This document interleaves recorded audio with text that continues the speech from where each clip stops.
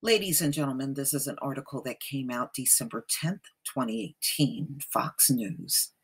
As doctors taper or end opioid prescriptions, many patients driven to despair, suicide. So there's a lot of people going to the street drug, but there are many in chronic pain due to multiple surgeries, or they've been in accidents and they're left in all types of chronic pain that said they're going to kill themselves if they don't have access to the opioids.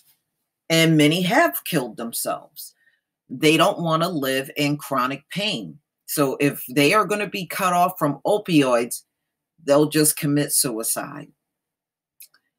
I'm just going to go down a bit in this article because in the beginning it personally talks about certain individuals that are dealing with pain. We have a terrible problem. We have people committing suicide for no other reason than being forced to stop opioids, pain medication for chronic pain, said Thomas Klein, a North Carolina family doctor and former Harvard Medical School program administrator. It's mass hysteria, a witch hunt. It's one of the worst healthcare crises in our history, said Klein, who has 26,000 Twitter followers and a website where he publishes the names of those who he said committed suicide after having their opioids cut back or eliminated. There are 5 to 7 million people being tortured on purpose. The CDC doesn't have numbers of those who commit suicide after having their pain medications cut. But most of the doctors who spoke to Fox News said they knew of between 1 and 6 patients who took their lives after losing access to opioid treatment and being turned away from other doctors who now see prescription painkillers as a hassle.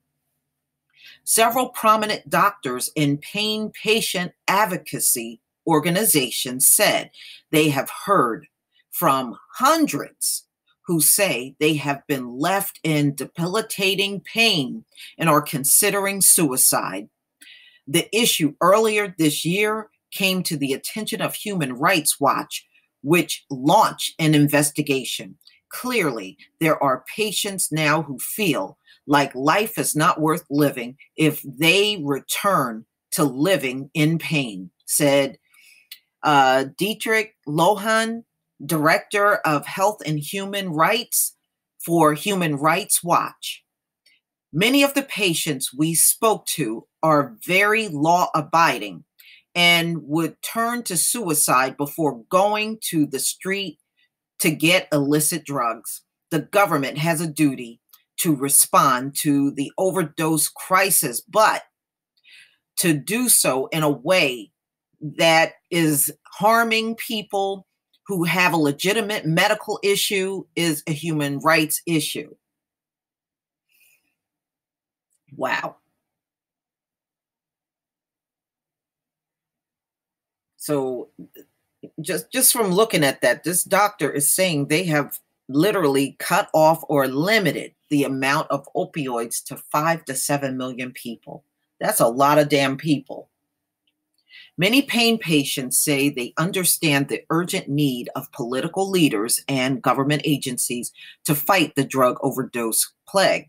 But targeting the millions who legitimately suffer from chronic pain is grasping for a solution that doesn't address the preponderance of illegal drugs, they argue, or the rate of overdoses caused by them.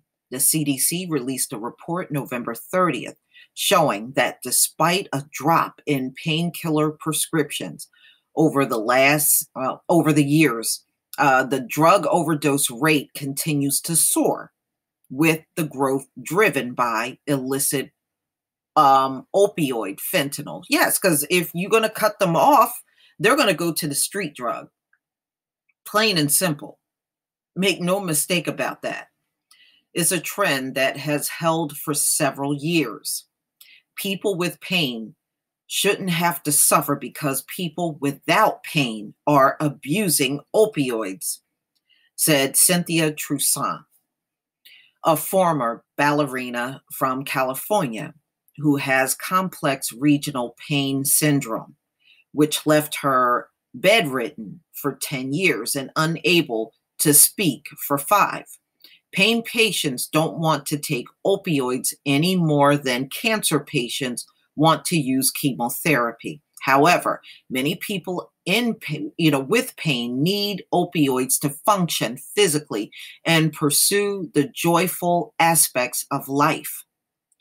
At a recent American Medical Association meeting, the group president, Barbara McNenny, spoke to how an advanced prostate cancer patient of hers attempted suicide after he was denied opioids by an insurer.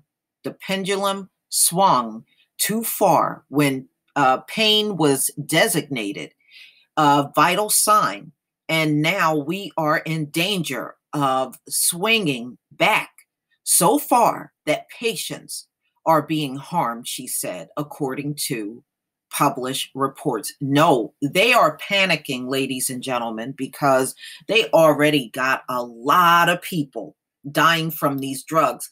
Now you already got a high suicide rate, but the suicide rate is getting ready to break loose because many of these doctors have cut these people off. They're in pain and they don't want to live with it. They would rather die than live in pain.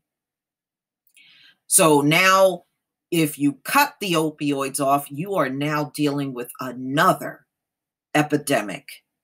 And now suicide is already an epidemic. Suicide will become a plague.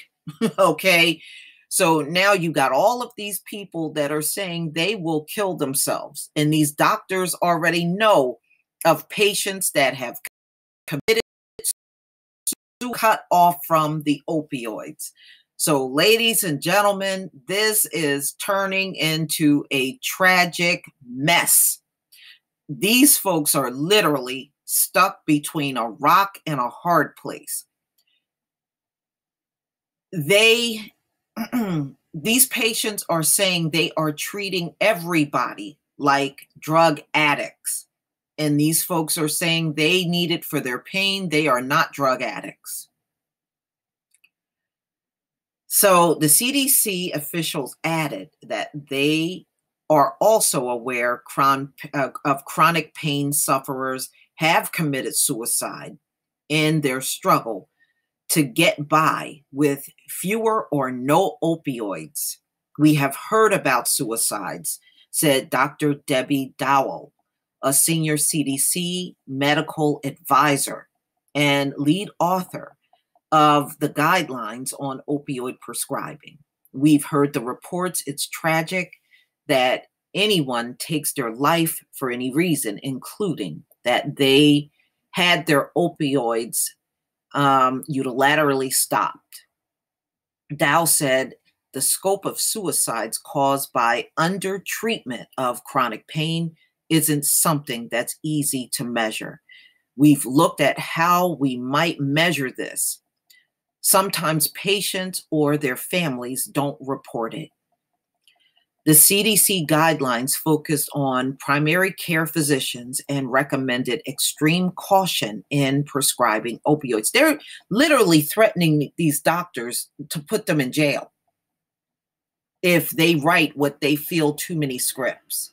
So now these doctors don't want to end up in legal trouble with the law, so they're backing off from writing all these scripts now. It is also suggested that a maximum daily dose of 90 morphine milligrams equivalent for first-time painkiller patients.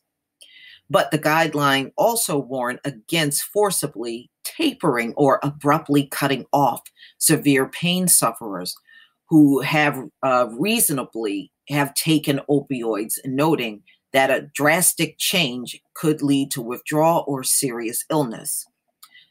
Untreated pain, many health experts say, can also lead to hypertension, more serious pain conditions, and other problems.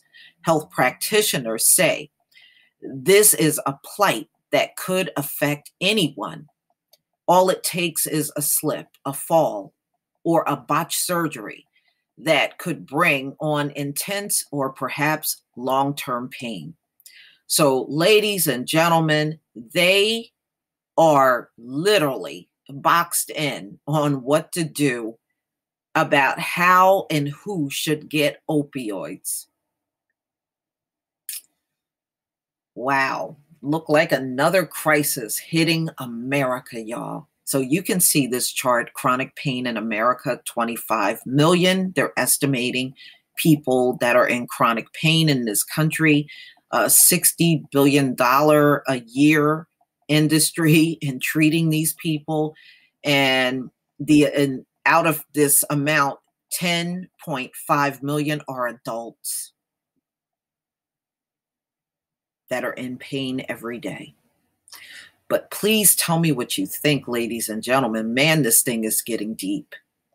Please leave your comment and subscribe. Don't forget to hit on the notification bell, and I'll see you on the next video. Peace, family.